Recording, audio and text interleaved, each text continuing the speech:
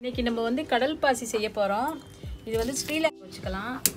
அதுக்கு இளநீ தண்ணி வாங்கி வச்சுருக்கோம். இது பாருங்கள், இளநீ தண்ணி வந்து 2-3 இளநீ இது நல்லா கொதிக்க விட்ருவோம். அதை இதில் சர்க்கரையை போட்டுக்கலாம். உங்களுக்கு இனிப்பு எவ்வளோ தேவையோ அவ்வளோ போட்டுக்கோங்க.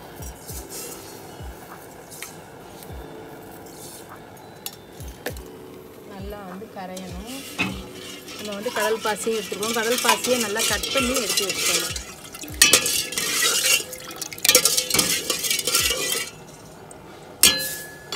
கொதிக்க விட்டு நம்ம வந்து கடல் பாசி அதில் போட்டுடலாம்.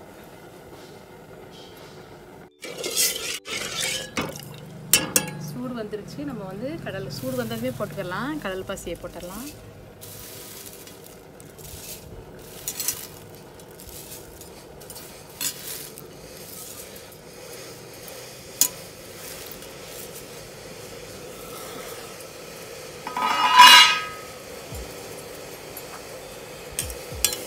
நல்லா வந்து கொதி விடுங்க. நல்லா அது வேகட்டும்.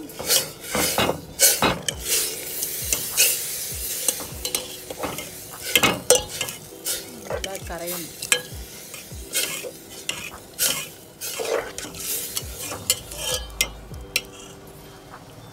குறைச்சி வச்சுக்கலாம். இது ஒரு 2 தட்டு வச்சுருக்கேன். ஒன்றில் வந்து கொஞ்சம் ஊற்றிக்கிறேன். இதில் கொஞ்சம் வந்து தேங்காய் துருவினது போட்டுக்கிறேன்.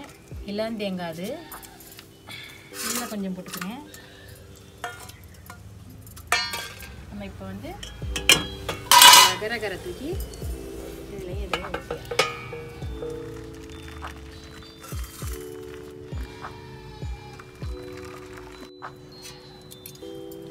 இப்போ வந்து ஆற வச்சிடலாம்.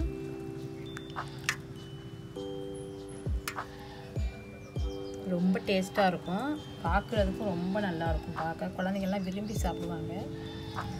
இப்போ நம்ம அதை ஆற விட்டு உங்கள்கிட்ட காட்டுறோம். கட் பண்ணி நம்ம கேக்காக எடுத்து ஃப்ரிட்ஜில் வச்சு சாப்பிடலாம். ரொம்ப டேஸ்ட்டாக இருக்கும். கேக் மாதிரி நம்ம கட் பண்ணிக்க வேண்டியதுதான்.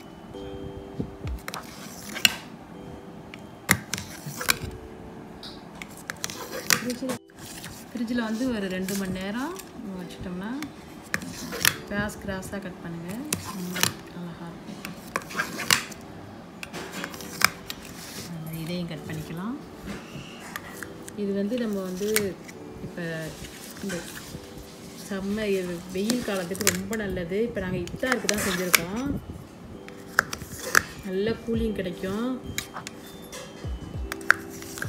வயிற்றில் உள்ள புண்ணையெல்லாம் ஆற்றிடும். அல்சருக்கு ரொம்ப நல்லது. நல்லா குளிர்ச்சி கொடுக்கும். சூப்பராக இருக்கா?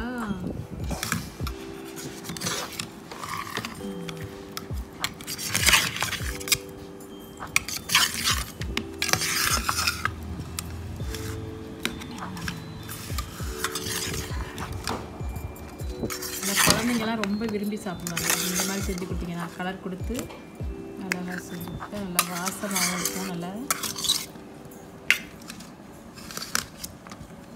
உடம்புக்கு வந்து அவ்வளோ நல்லது.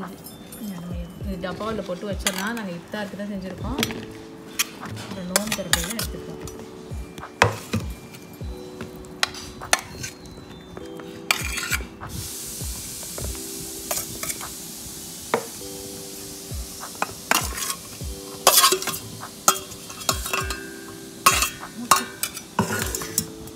நீங்களும் செஞ்சு பார்த்துட்டு எங்களுக்கு வந்து கமெண்டில் எப்படி இருக்குன்னு சொல்லுங்கள்.